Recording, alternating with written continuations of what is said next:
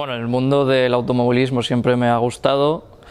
y en concreto la dinámica vehicular. Entonces el simulador, que es donde trabajo actualmente, te permite pues implementar distintos cambios desde el punto de vista de la dinámica vehicular en el coche y ver cómo afecta al comportamiento del vehículo, y eso es lo que me motivó para trabajar en este sector. Pues las tareas que realizo en un día a día, digamos normal, como Driving Simulator Engineer, básicamente es dar soporte, ya sea cuando viene cliente o cuando hacemos desarrollo interno dentro de IDIADA, en las sesiones de simulador. Por ejemplo, ayudando o comprobando que el modelo que vamos a simular no dé ningún tipo de error, también estableciendo un buen motion queuing, que es, digamos, el fichero que permite mover la plataforma, y básicamente dando soporte y ayudando para que no dé ningún tipo de fallo. Y pues, por ejemplo, si el cliente nos pide leer en tiempo real algún tipo de data, pues también leyendo los datos y aportando qué se ve desde los datos. Bueno, a nivel de ordenadores, pues sí que es verdad que cuando entras en el simulador te sorprende bastante ya no solo la máquina, sino también la capacidad que tiene y la complejidad que tienen los ordenadores que desarrollan el propio simulador, y eso es algo que me sorprendió mucho al principio, pero poco a poco he ido aprendiendo cómo funciona cada uno de ellos, cómo están conectados entre sí, cómo funciona en definitiva el simulador, y ahora me siento bastante cómodo para runear cualquier tipo de sesión en el simulador con cualquier cliente. Vale, los principales desafíos a los que me enfrento es principalmente que el modelo funcione correctamente cuando viene un cliente al simulador,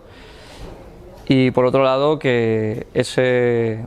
modelo sea lo más real posible al coche en cuestión que estamos simulando, además de que el piloto sienta el coche lo más real posible a nivel de aceleraciones, ya sea longitudinal o lateral, a nivel de roll, de pitch, y en definitiva que el coche se sienta lo más real posible. Bueno, creo que la EOS, al tener un componente bastante importante en prácticas, es algo que me ha ayudado bastante luego aquí en IDIADA, ya que lo que realizo también es algo bastante práctico y que se puede parecer a lo que he hecho en IDIADA, por ejemplo a nivel de código, realizando la carrera de electrónica, donde ahí aprendí, por ejemplo, C o MATLAB, aquí lo estoy implementando también. Al ser la EOS una universidad más pequeña que el resto de las que hay en Barcelona, pues sí que es verdad que se crea como un mayor vínculo entre estudiantes quizá, y también entre el profesor, ya que te conoce perfectamente. Y el proyecto, por ejemplo, de EOS Motorsport también es algo que recuerdo con mucho cariño. Estoy haciendo aerodinámica principalmente, en nuestro primer año, que básicamente consistió en diseñar la carrocería del coche. Algo que recomendaría es que, aunque simulación de conducción suene como algo muy práctico, creo que tener una base teórica sólida es muy importante, ya que así cuando estás, digamos, simulando y estás, por ejemplo, leyendo data, sabes realmente lo que estás leyendo, y, por ejemplo, si estás comparando un vehículo versus otro, sabes, bueno, en definitiva ves los cambios que hay, los entiendes y sabes por qué está pasando, y tener una base sólida te ayuda un montón en este proceso.